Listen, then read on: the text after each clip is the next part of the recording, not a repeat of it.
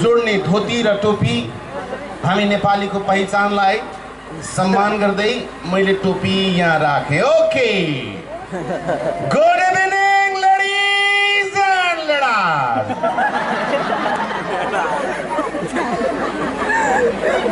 अंग्रेजी दुई प्रकारका हुन्छन्, एउटा रियल अर्को गजुरियल।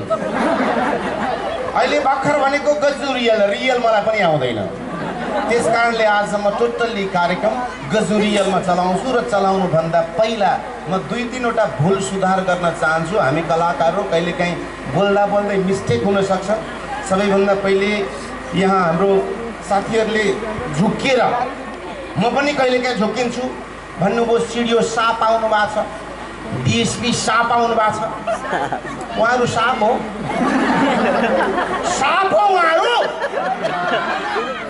डिएसपीले ठुङ्ग्या छ तपाईँलाई? सिङ्गो जिल्लाको सुरक्षा लिएर बसेको मलाई साप भन्न मिल्दैन। म क्षमा चाहन्छु डिएसपी सरहरू, सिडिओ सरहरूलाई। त्यसै गरी नम्बर 2, कहिलेकाहीँ साथीहरू भन्नुहुन्छ के छ चन्द्रनिगाहपुरवासी? के तपाईँ बासी हो? के तपाईँ यात्रा बासी भात बेचेर खानुहुन्छ? बासी तरकारी बेच्नुहुन्छ? त्यसैले म सुधार्न चाहन्छु, के छ चन्द्रनिगाहपुर निवासी? नम्बर 3 बस कि पाण्डुलिपि कस्काउलिनलाई राखिदिनु त भनेर बच्चालाई हप्काउनु हुँदैन। बच्चालाई मायाले, बेटा would you mind to catch your बैठक प्लिज? बच्चालाई माया गर्नुपर्छ। म धन्यवाद दिन चाहन्छु। ल मारे लेखक लेखेको हुन्थ्यो त, कसले लेखा तिमीहरूलाई? धेरै खुसी लागेको छ। यहाँ धेरै शिक्षाका कुरा भए, समाज गीत सङ्गीतका कुरा भए। मलाई मनपर्ने कलाकार जितु नेपाल, राजा राजेन्द्र, मुलाकात साग, त्यसै गरी माण्डवी त्रिपाठीले यहाँलाई भरपूर मनोरञ्जन दिएर जानुभयो। गीत सङ्गीतको माहौल बडो सुन्दर थियो। मलाई यहाँ आउँदा एउटा अचम्म लागेको, मैले माण्डवीलाई सुने सबै मन पर्यो, तर गाउने स्टाइल अलिकति म सोध्छु माण्डवीलाई। अस्ति पनि बर्दिवासमा सोधेँ, सिम्पल सिम्पल कान्छीको डिम्पल पर्ने गाला, आफू यति गाउने, अनि बाँकी मन पर्यो मन पर्यो मन पर्यो। यो गर्या के हो? मन पर्यो मन पर्यो मन पर्यो। मैले भन्दै छु तपाईँहरू न गीत नगाउनु होला, सिधै भने ए भाइ हामी किन गीत गाउने? त्यत्रो उहाँदेखि बोलाएको छ कलाकार भनेर गाउन सक्छौ भने तिमी पुरै आफू गाऊ, होइन हामीले आधा गाउनुपर्छ, पैसा पनि आधा हामीलाई फिर्ताले। आयोजक साथीहरूले सोध्नुभयो, मनोजजी तपाईँले मोदीको नक्कल गर्नुभयो? फेरि यो हिँड्नु पाण्डुलिपि।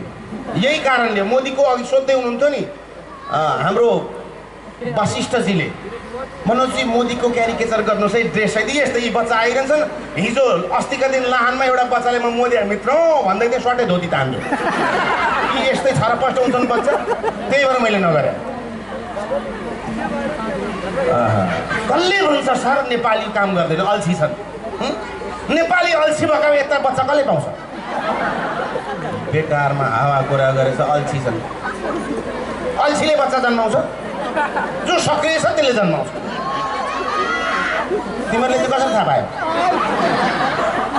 मार्छु म माया के। ओके भन्छ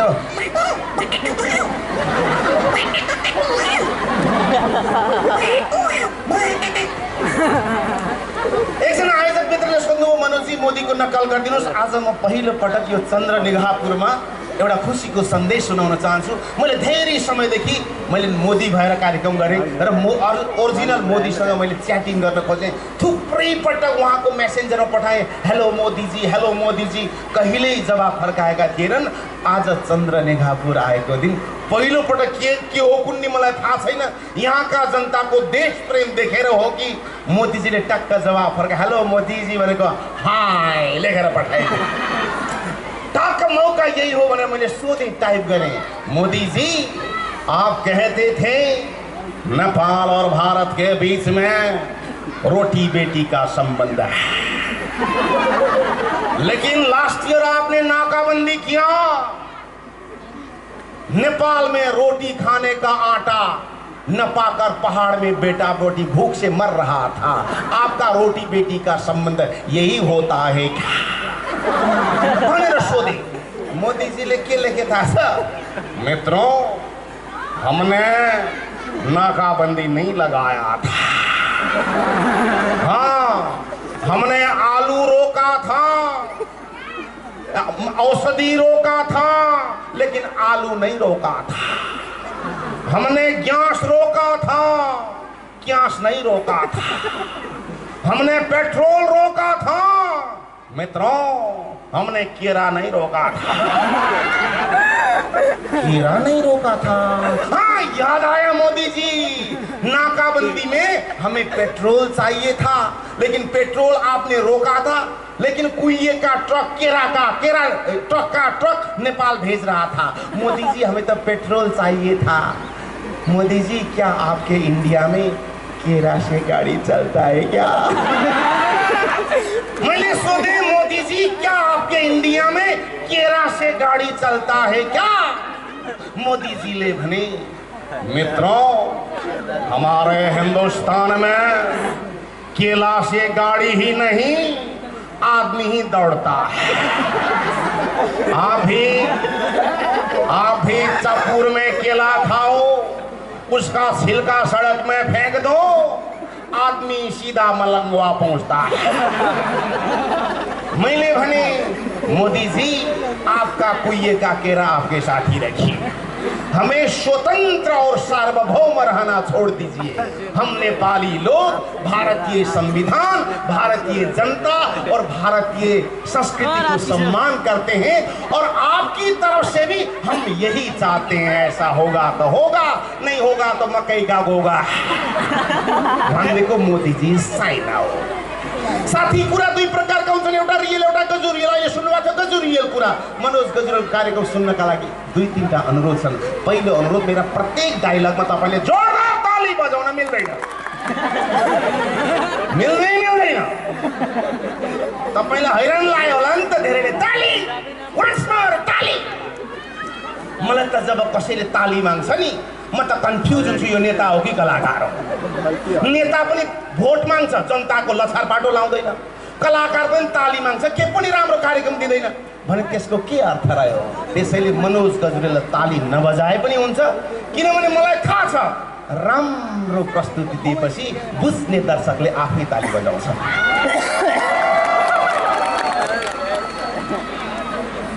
म रौतहटको यो चन्द्रनिगाहपुरमा पहिलो पटक आएको छु।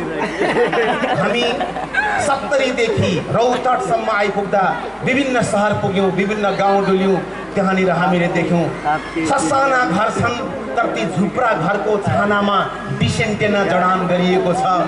घर साना छन्, तर हरेक घरमा मोटर बाइक राखिएको छ। मान्छेमा गरिबी छ, तर 10-15 हजार का मोबाइल बोकेर हिँडेका छन्, राम्रा छन्, हाँसी खुसी बसेका छन्। यसको कारण के होला भनेर हामीले सल्लाह गर्यौं र हामीले थाहा पायौं कि त्यो तपाईले जुन सुख भोग्नु भएको छ यहाँ, त्यो सुखको कारण तपाईको दाजु, तपाईको भाइ, तपाईको श्रीमान, तपाईको पति मलेसिया, कुवेत र कतारका खाडीमा रगत र पसिना बगाएर तपाईलाई पैसा पठाएर यो तपाई आनन्दको जीवन बाँचिरहनु भएको छ। उहाँहरूको सम्मानमा एउटा ताली बजाइदिनुहोस् प्लिज।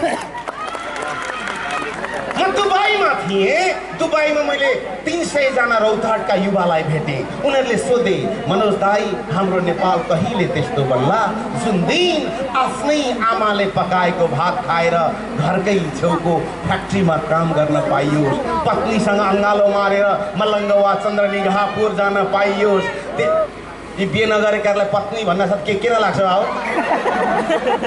के भया गरे, के बुझाछ भनेर भन्दिनँ, तर एउटा कुरो भनिदिन्छु बाबु, बिहे नगरुन्जेल मान्छेको जीवन अधुरो हुन्छ।